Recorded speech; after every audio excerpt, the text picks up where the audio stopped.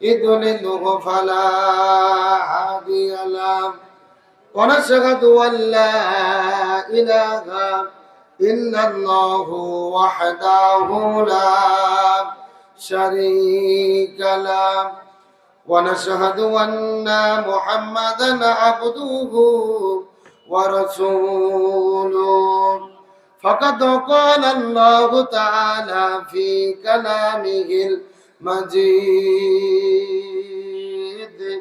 وفي فرقان الحميد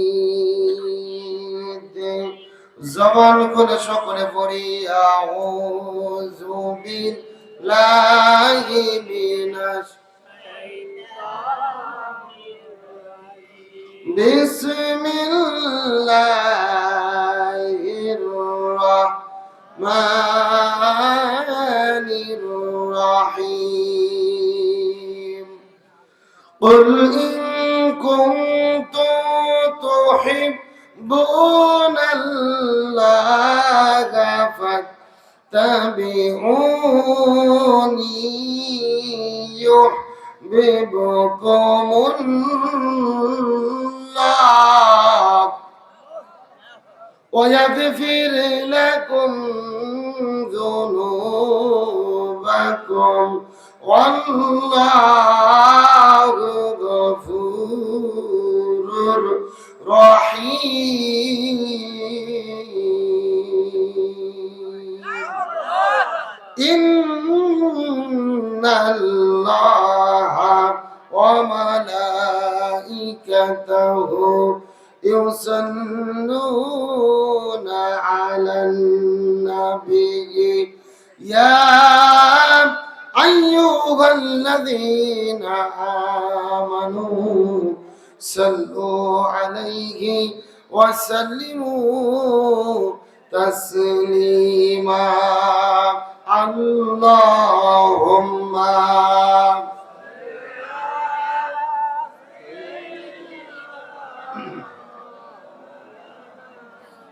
وعلى آله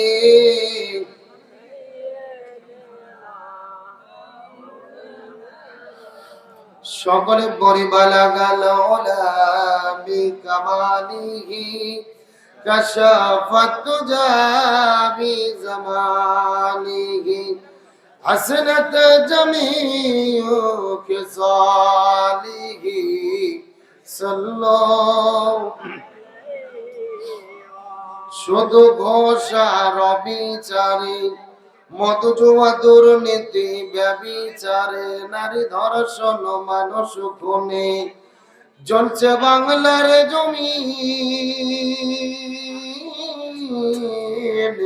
বিদায় হতে চলছেন নবীজি রক্তে মাখা দিন রেডিও আর টেলিভিশন ফেসবুক ইন্টারনেট আর মোবাইল ফোন কেড়ে নিল সব মানুষের মন খোদার কালাম লাঞ্ছিত হয়ে কাঁদছে রাতে দিন বিদায় হতে চলছেন নবীজি রক্তে মাখা দিন তবে মানুষ তুমি মনে রেখো একদিন তোমার সোনার দেহ রবে না রে আর মাটির দেহ মাটির সাথে মিশবে রে ধুলাই কিসের টাকা কিসের বাড়ি কিসের জমিদারি সঙ্গে তোমার কেউ যাবে না পুরুষ কিংবা নারী বট বৃক্ষে কোন সে মহল কে দিল রে লতার গাছে কদু মৌমাছিরা কারো হুকুমি মৌচাকে দেয় মধু শিমুল গাছে কে দিল রে নরম নরম তুলা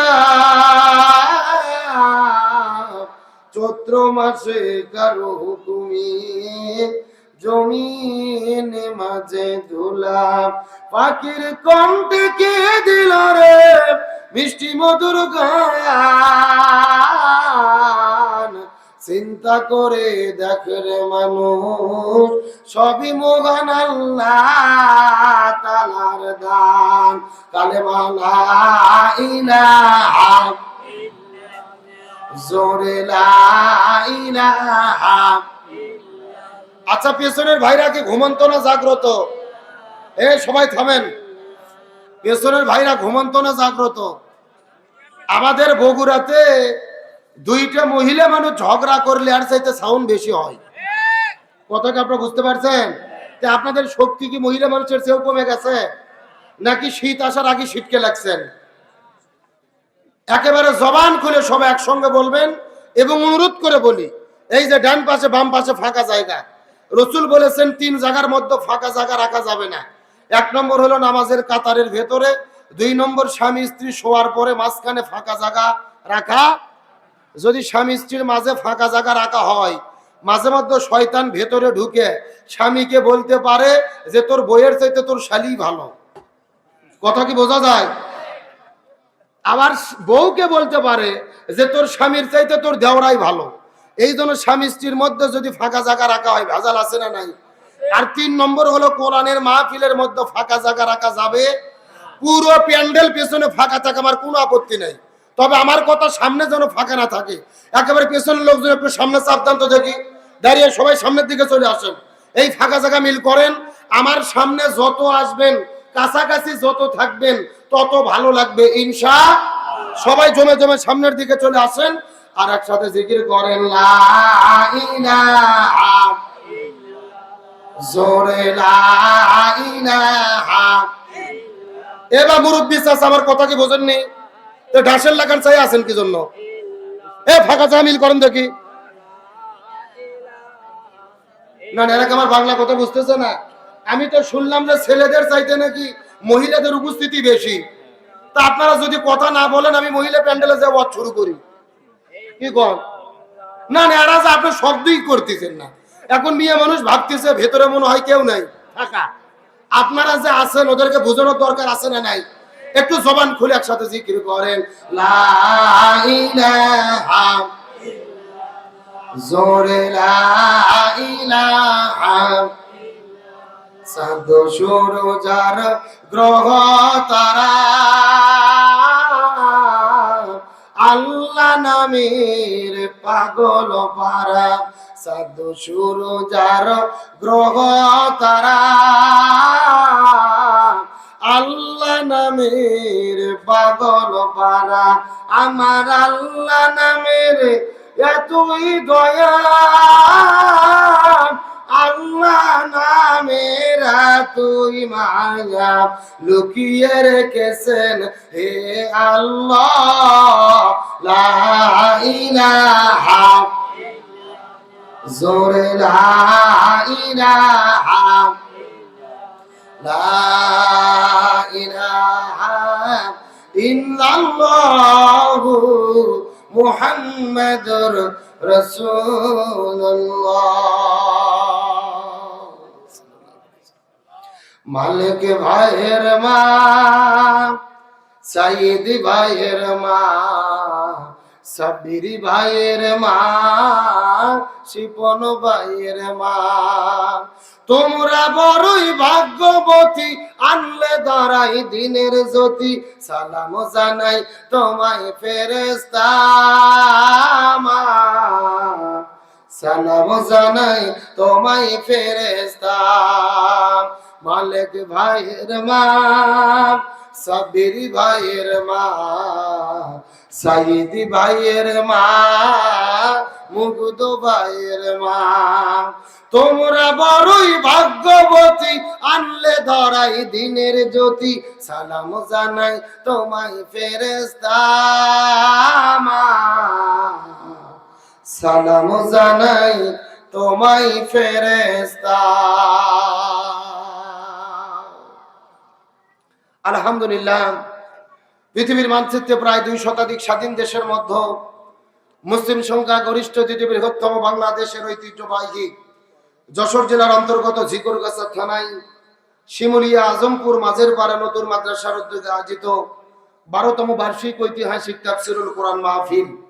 আজকের মাহফিলের সম্মানিত সুযোগ্য সভাপতি মহান আল্লাহ তাআলা যাকে সম্মানিত সভাপতির আসনে কবুল করেছেন, মাঝের পাড়া জামে মসজিদের সম্মানিত সভাপতি, এলাকার সর্বজন শ্রদ্ধাভাজন ব্যক্তিত্ব জনাব মোহাম্মদ ইসরাফিল হোসেন সাহেব, আমরা সম্মানিত সভাপতির জন্য দোয়া করি আল্লাহ তাআলা তাকে হায়াতে তাইয়্যিবা সিয়াদি কুল্লিয়া দান করুক, সকলে পড়ি আমিন।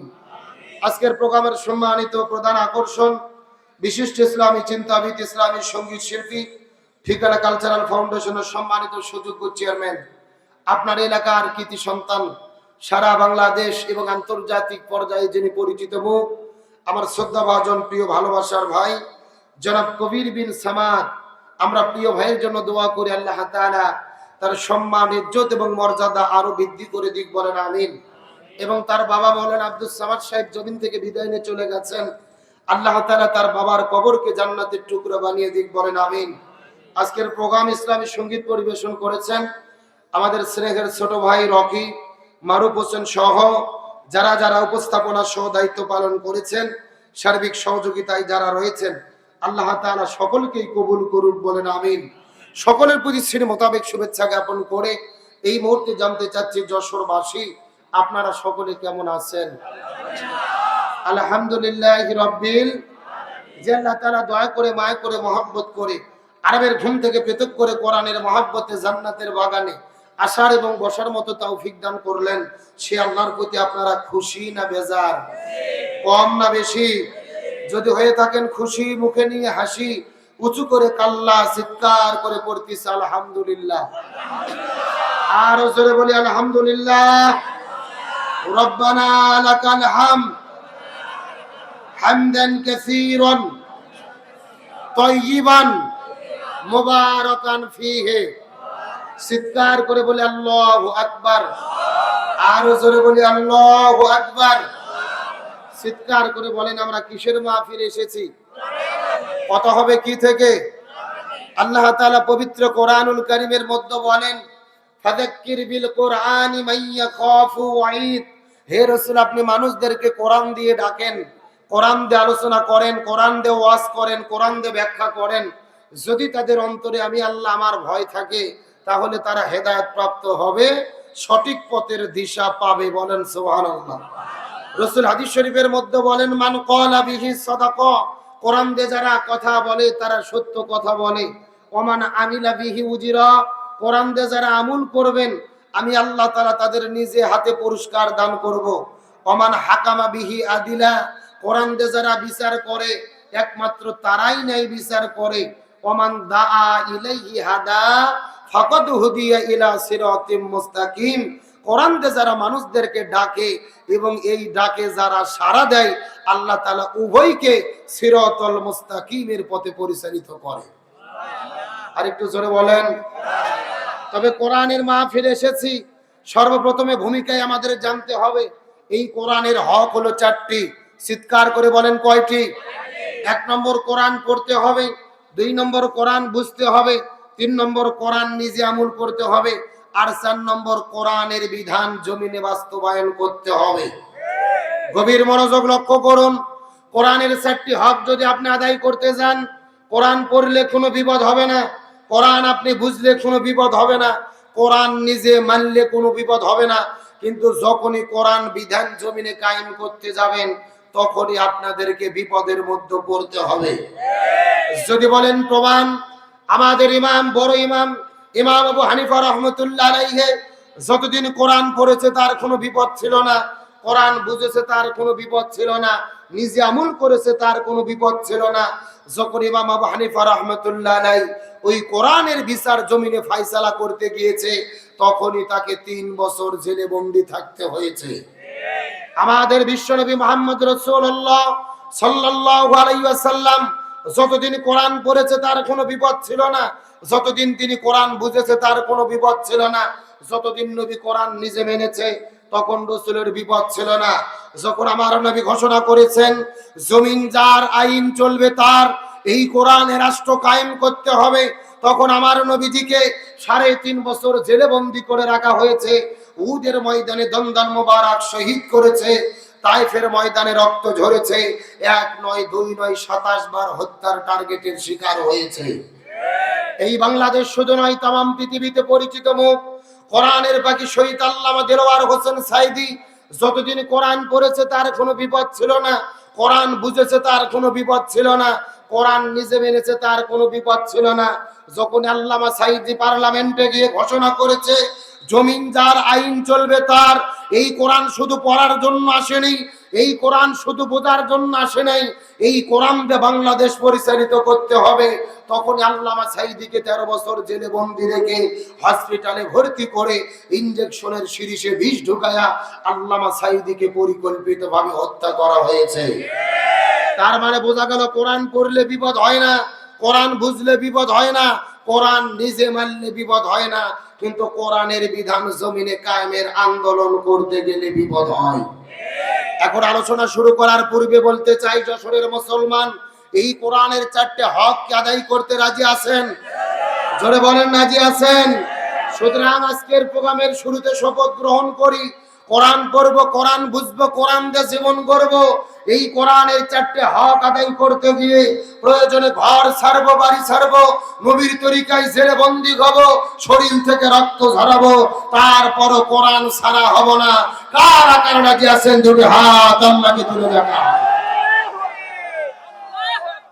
দেন, একজন তাকবীর দেন দেখি।